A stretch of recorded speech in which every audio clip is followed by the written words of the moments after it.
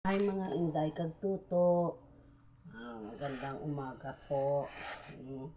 Busy po kung tong araw kasi laging ang rotate po natin ng mga nanay maglinis, maglaba. Tsaka kahapon pumunta kami ng Bacolod ng anak ko. Dahil may award siya doon kahapon. Ito po, nakikita nyo po to. Ito po ay mga barya kasi iisipin ko naman po ito dahil bayaran na naman po yung mga bills, no, ng mga tubig, no, kung ano lang pagkakasyahin po. Kasi yung benta po ng yellow ko po, o dito tawag sa amin ice, sinisave ko po para sa mga bayarin ko rin minsan, no, mga bayarin kada buwan-buwan, kung anong binabayaran ko, mga tubig, ilaw, internet, yung niipunan ko talaga po. Kaya mga inday kagtuto, samahan niyo po ako magbilang nito kasi magbabayad si Manang ng mga bills namin.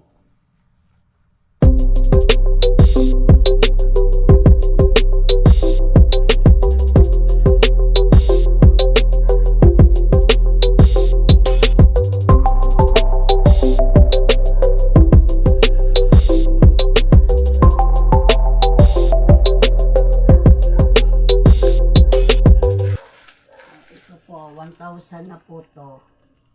Dala 500.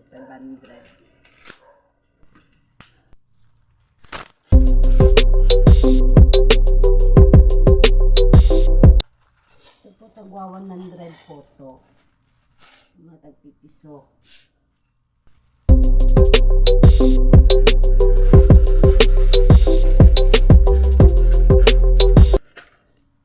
At least malaking tulong po to sa atin yung nagtitinda. Dapat lagi magsisave.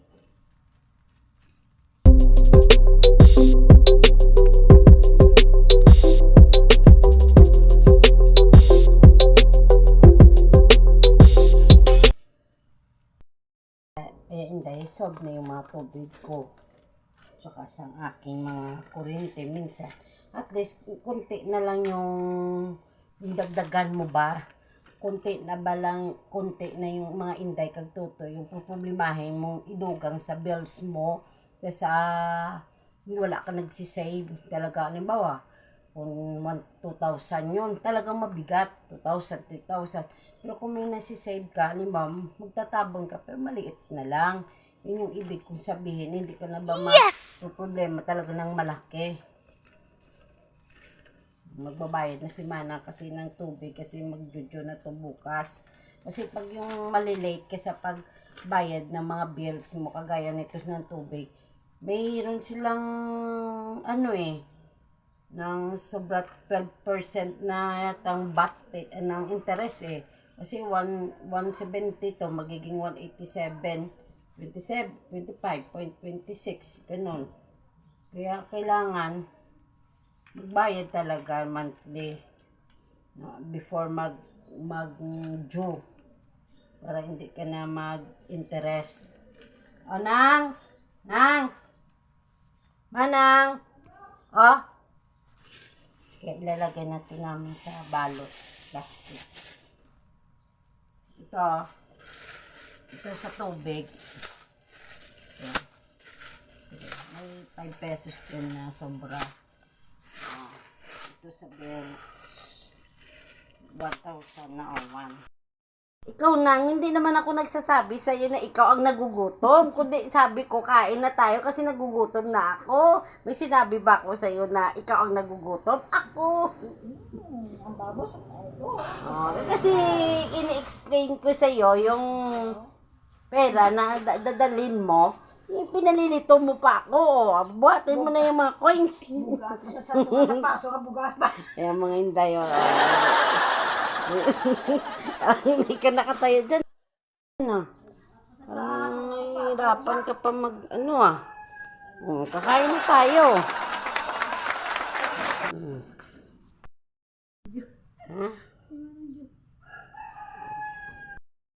Ngayong gawain, mga inday, maglinis pa ako. Mga ng bahay. Maglinis ako ng electric fan. Maglinis pa ako ng CR. Mga kwarto, hindi pa ako naglinis. Sa garden, pag doon ka na lang sa garden, yung oras mo doon na lang. Manang, punta, balik tindahan. Lakad mo na ba sa tinda, Manang? Hindi, kaya nga pumunta. Ang 3 beses kaya pumunta. Tuwang-tuwa ka ba yun? Wala. Akala nga, may babalikan na naman ulit. 3 na. Kasi yung binta namin, sinasunod din ng bili.